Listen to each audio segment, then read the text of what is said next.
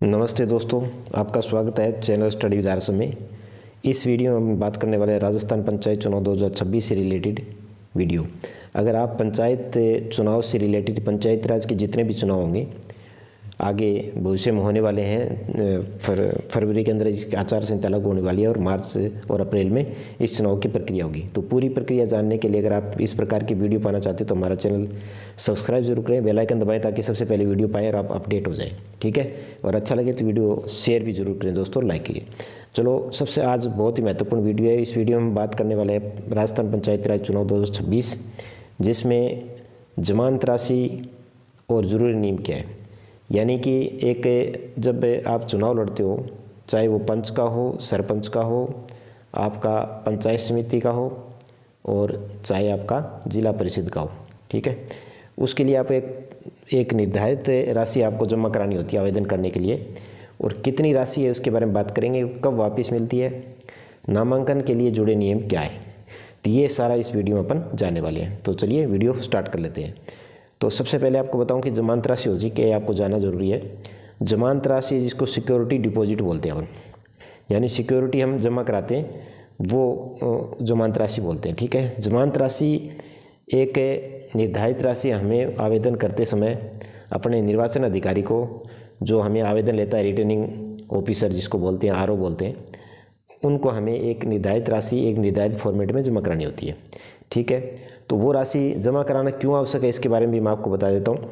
क्योंकि ये राशि जमा करानी इसलिए आवश्यक है क्योंकि इस एक निर्धारित राशि गवर्नमेंट द्वारा तय की गई है, ताकि हर कोई आवेदन करने वाला बंदा जो उसको ये लगे कि मुझे कुछ से राशि राज्य सरकार के राशों में जमा करानी पड़ेगी, और बिना अगर फ्री कर दे तो इसको बहुत से ऐसे लोग हैं जो कि इसको आवेदन करेंगे और राजस्थान सरकार के कार्यभार को बढ़ाए।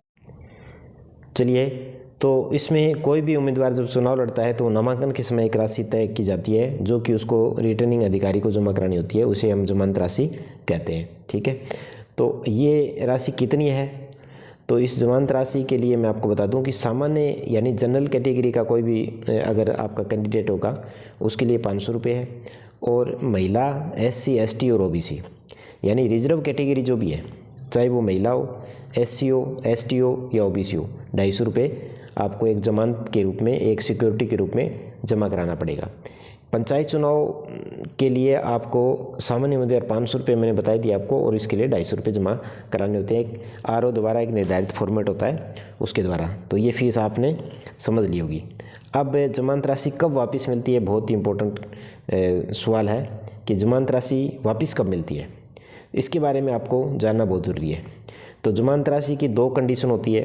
पहली कंडीशन होती है जीतने पर, और दूसरा उसने 1/6 वोट प्राप्त कर लियो।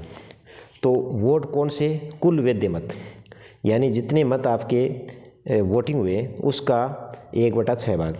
जैसे फॉर एग्जांपल किसी पंचायत के अंदर 3000 वोट है, जिसमें से वो फोरकास्ट जो वोट हुए वो 2500 हुए, तो 2500 का 1/6, तो यानी 6 दूनी 12 और 6 35, तो लगभग कितने हो गए, 125 के आसपास वोट हो गए। ठीक है, तो ये आपको निकालने जरूरी है। ठीक है, और उस उम्मीदवार को कुल वैध मतों का 1/6 मैंने आपको बता ही दिया। तो उसके लिए आपको, अगर ये वोट आप हासिल कर लेते हो तो आपको 1/6 हासिल कर लेते हो तो आपको जमानत राशि वापस मिल जाती है। और वो भी आपको जमानत राशि वापस लेने के लिए आपको एक निर्धारित फॉर्मेट के अंदर एक प्रपत्र होता है, उस प्रपत्र के अंदर आपको आरओ को आवेदन करना होता है, उसके बाद में ही वो मिलता है। ठीक है, अब अगला पॉइंट हम जानते हैं कि जमानत राशि कब आपकी जब्त कर ली जाती है। तो जमानत राशि जब्त करने के लिए आपका, अगर आपने वैध मतों का 1/6 से कम वोट प्राप्त किए हो तो जमानत राशि आपकी क्या हो जाएगी, जब्त हो जाएगी। ठीक है, उसके लिए आपको 1/6 जो आपने वोट का वैध मतों का 1/6 भाग है, आप वोट नहीं ले पाए, इसलिए सरकार में वो राशि क्या हो जाएगी, सरकार उस राशि को जब्त कर लेगी और सरकार अपने राजस्व में इसको जमा करा देगी। ठीक है, तो ये हो गया जमानत राशि का। हम बात करते हैं कि प्रत्याशी कौन चुनाव लड़ सकता है और किस कंडीशन में लड़ेगा। तो चुनाव लड़ने के लिए निर्धारित जो योग्यता हैं, एक पंचायती राज चुनाव के लिए भारतीय नागरिक होना चाहिए, वोटर लिस्ट में नाम होना चाहिए, उम्र कम से कम 21 साल होनी चाहिए, और कोई अयोग्यता नहीं होनी चाहिए, जो कि एक संविधान के अंदर एक भारतीय नागरिक के लिए योग्य होने के लिए कुछ कंडीशन है, उस कंडीशन को फॉलो करना ज़रूरी है। अगर उसमें किसी प्रकार का अपराधी हो, कानूनी रूप से किसी प्रकार की दिक्कत हो, तो वो चुनाव लड़ने के लिए योग्य नहीं होगा। ठीक है, इसमें 21 साल की उम्र रखी गई है। और अब बात ये आती है कि शिक्षा की बात आती है कि शिक्षा में क्या योग्यता है। तो उसके लिए अभी तक साक्षर या निरक्षर का कोई प्रावधान नहीं है।